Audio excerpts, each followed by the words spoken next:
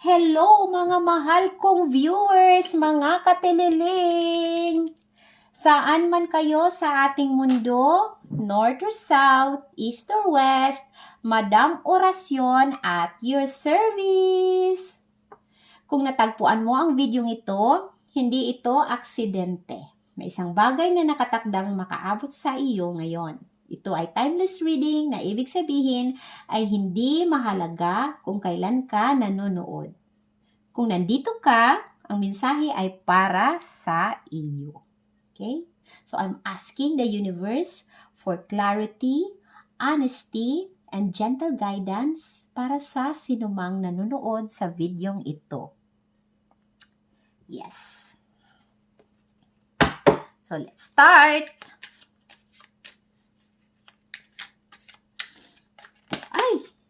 Ay, hindi pa yun. Naku, nagsitapo ng mga card. Ayan. Ang dali lang. Hindi pa yun. Mga excited ngayon yung cards. Para silang nagpupumiglas. Gusto nilang lumabas. Medyo malakas yung energy natin ngayon. Mga energetic siguro ngayon ang ating mga manonood.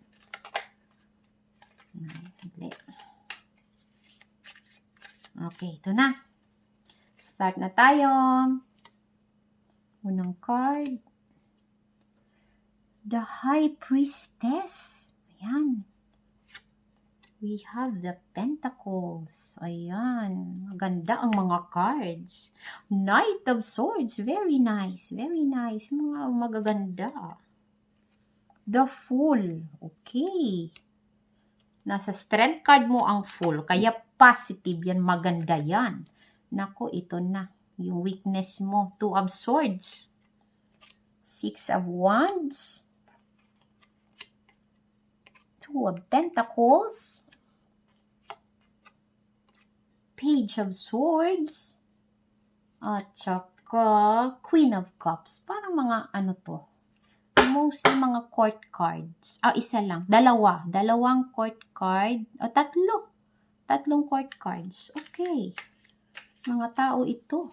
Siguro. Tingnan natin. So, ito yung lumabas ngayon. Tingnan natin. Simulan natin kaagad. Yung kasalukuyan natin. Ano ang ating kasalukuyan? Ito ang The High Priestess. Okay, ito yung mo ngayon. Present na card. Present energy. The Heart of the Matter. Okay, so malakas yung intuition mo. Yan. May mga hidden truth na lalabas sa kasalukuyan, ha? Ayan, meron kang maari din itong yung inner voice mo, yung konsensya mo. Malakas ngayon yung yun nga, intuition. Ha? So, yan. Pwede rin itong yung instinct mo. Ganyan. Yung mga bagay-bagay. Meron kang mga kutob. Kung ano man mga kutob iyan. So, yan. Yan dito. So, sabi ni card, yun yung pairalin mo. Palakasin mo yung instinct mo. Yung kutob mo. Pwede rin, may kinalaman sa teacher. May teacher ka na mamimit siguro, makakausap, or advisor, somehow na, anyone na parang teacher, ganyan, parang may nagbibigay sa iyo ng magandang impormasyon na matututo ka.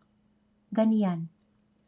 Maaaring tao ito na mamimit mo, or ikaw yung teacher.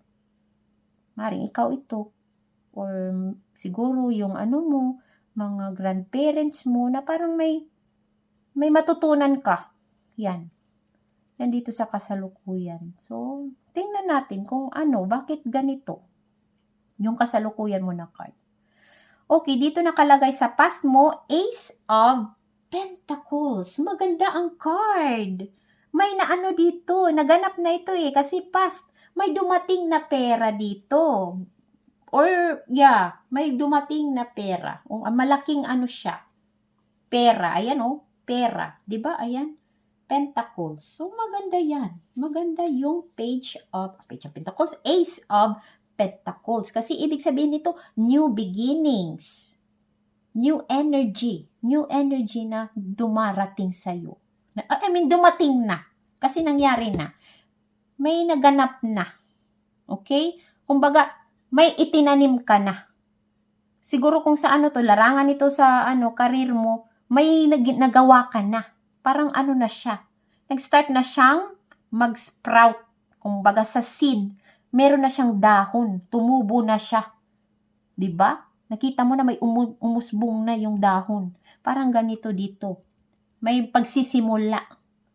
Yan yung meaning or may opportunity na dumating na grinab mo, tinanggap mo or offer na tinanggap mo. Yan. So dito siguro connected kasi nga dito pinapalakas mo yung intuition mo. Kung tama ba yung ginagawa mo para mapaunlad pa ito na natanggap mo o na ginawa mo na mas mapapabuti pa siya sa future. Yun. Pwedeng sa karir ito kasi pera eh. Sa karir. For example, sa karir. Nagkaroon dito ng offer sa'yo. Magandang offer. Ayan, parang kasusyo. Let's say kasusyo ka sa isang negosyo. O ngayon dito, ka dito, nag-iisip ka ng maigi kung tama ba ang gagawin ninyo, tama ba ang plano na ito para mas lumago pa ang negosyo namin. Ganyan. Yan yung kasalukuyan mo dito. Parang nakikiramdam ka. O siguro nakikiramdam ka rin sa partner mo. So, ano ba to? Hindi ba ito siya scammer? Ganyan. Example lang ha. Example. Ganon. Pero dito sa future, nakikita na maganda. Maganda talaga kasi Knight of Swords. Meaning, go ka, go. Ayan wag kang magpreno. Go. Takbo. Ayan move. So meaning, tama yung ginagawa ninyo sa kasalukuyan. Continue ka lang. Continue kayo sa mga ginagawa nyo. Tama yung ginagawa ninyo. Yan, ha? Yan sabi ni Knight of Swords. Alam mo naman si Knight of Swords, sulong ng sulong yan. Basta may opportunity, sulong. Ganyan yun si Knight of Swords. Kumbaga, strike while the iron is hot. Diba? Huwag maghinay-hinay. Paandar yan. Lagyan ng gasolina para tumakbo. Ganyan. Ha? Ito yung tamang panahon na mag-move kayo. Na kumbaga sa depensa, opensa kayo ngayon. Hindi depensa, ha? Opensa. Go, go, go. Attack. Kumbaga, attack. Yan yung sa nakalagay dito sa future. Kaya, huwag mag-alinlangan. Tama yung ginagawa nyo dito, ha? So, yan.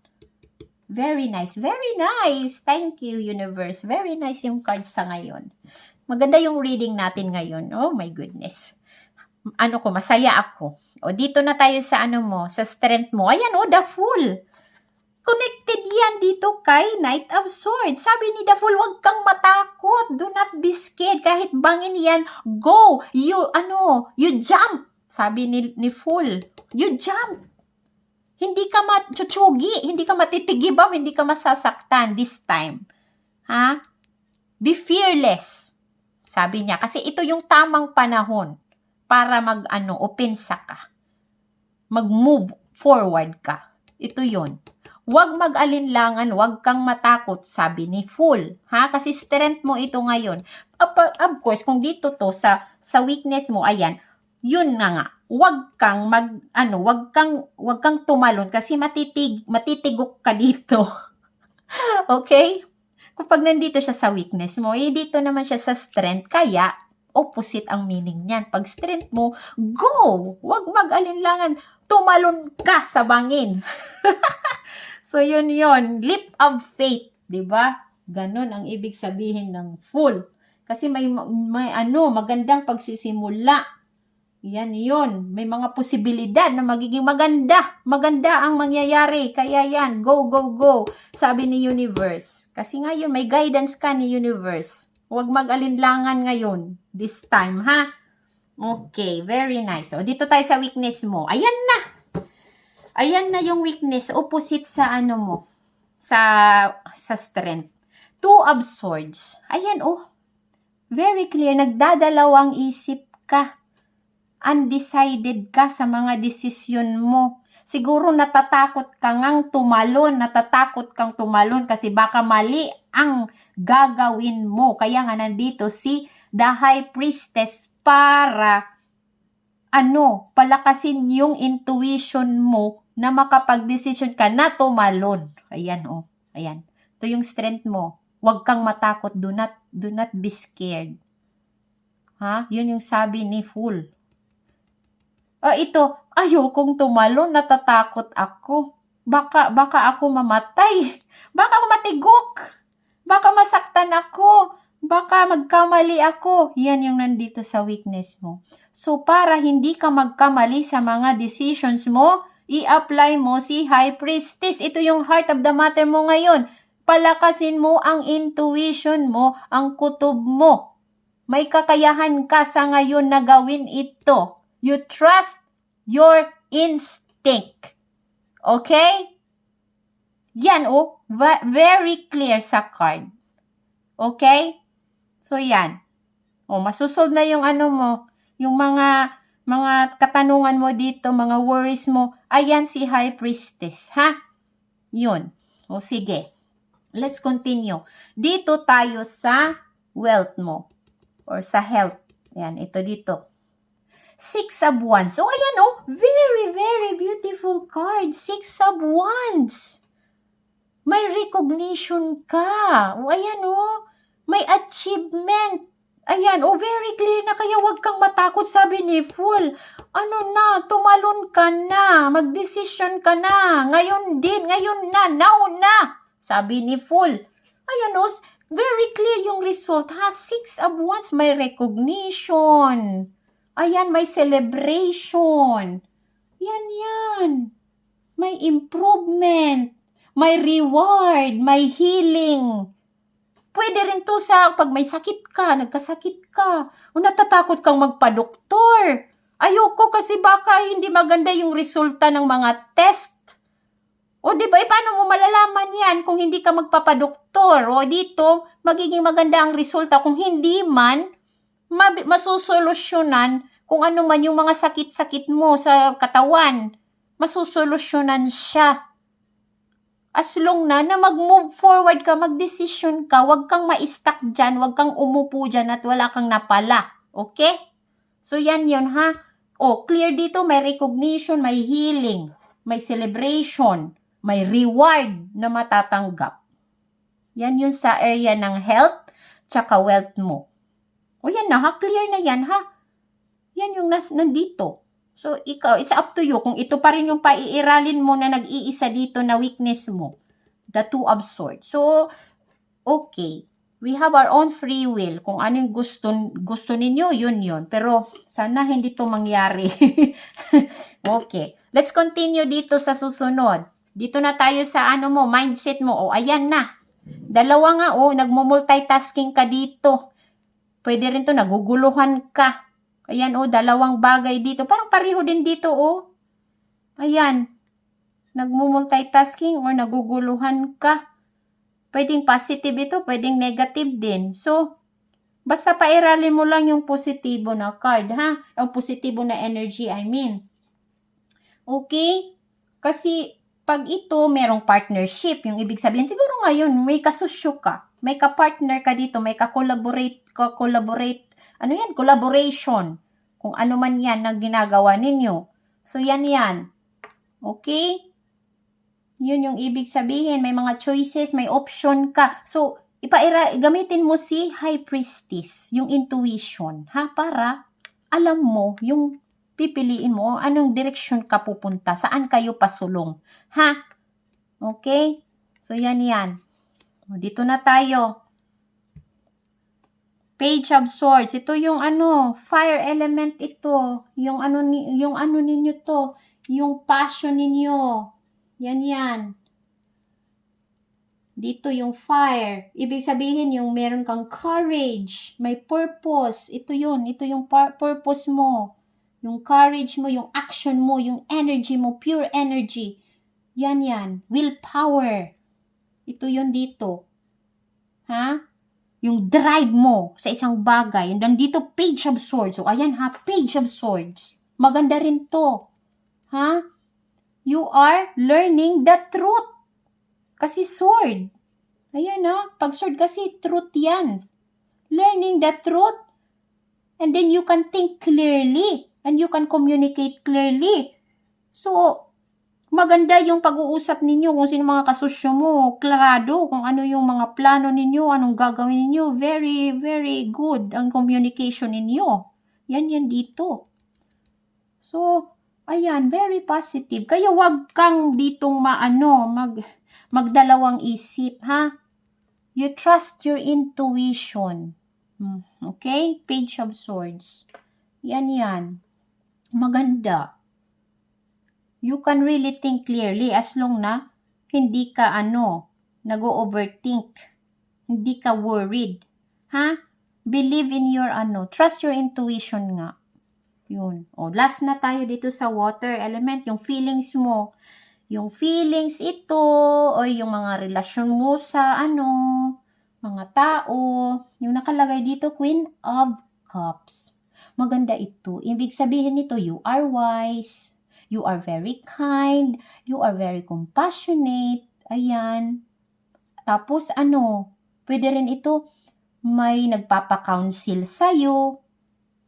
For example, kung ikaw ito, may siguro kapatid mo, for example, kaibigan mo, na humihingi sa'yo ng advice sa kanyang mga problema. Kung meron siyang problema, parang ikaw yung magbibigay ng sa kanya, advice. May counseling. Kasi ito parang may counseling. Yan. Or kung ikaw ito, humihingi ka ng advice sa isang tao na may karanasan na sa buhay or marunong sa buhay, pwede rin ganito. Connected to sa the High Priestess din. Parang may similarity kasi sila. Kind, compassionate, yan. Protector.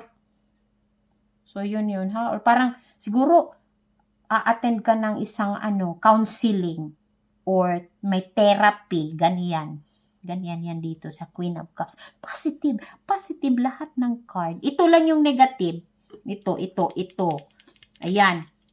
So, ayan ha, pairalin lahat ng mga positibo ha, para mag-manifest. O, ayan ha. So, kung nag-resonate ang mga mensaheng ito, maaari ninyong i-like ang video. Makakatulong ito upang maabot ng mensaheng ito ang iba na maaaring nangangailangan nito. Feel free to subscribe if you'd like more timeless readings like this, ha? And thank you for being here. Ayan. O, let's continue. Dito na tayo sa additional. Ayan. Nakalagay dito, fire sign. Aries, Leo, Sagittarius. Siguro ito yung magiging malapit sa iyo around this time, now, ngayong sa kasalukuyan. So ito, sa lahat ng mga mangyayari or sa nangyayari sa ngayon, ito yon yung mga taong ito na Aries, Leo, Sagittarius, maaring kasusyo mo sa trabaho. O dito naman, kung atin ka sa isang counseling or therapy or punta ka sa magpa-doktor ka or whatever, doktor siya or nurse or kung sino yung makakasalamuha mo. Or baka ikaw ito na may fire sign. Basta Aries, Leo, Sagittarius. So, yun. Okay, ngayon yung last. First, do not forget, isulat sa comment section ang mga gusto ninyong i-manifest, ha? Sa araw na ito. Ngayon. Or pwede rin isulat, I claim it. Okay? I claim it. Para positive na mga energy yung dadating na magmamanifest. Okay?